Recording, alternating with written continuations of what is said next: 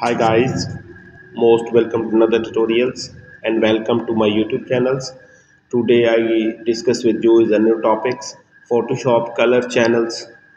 The level controls number of brightness levels each of Photoshop three color channels red, green and blue. If the switch from the layers panels and to the channel panels we see the red, green and blue channels all mixing together to create colors we see in the images with the levels at the C to 4 we are limiting and the images of just shadows of red, 4 shadows of green and 4 shadows of blue for the tutorials and total of 64 possible colors. I hope you like the video. Thanks for watching.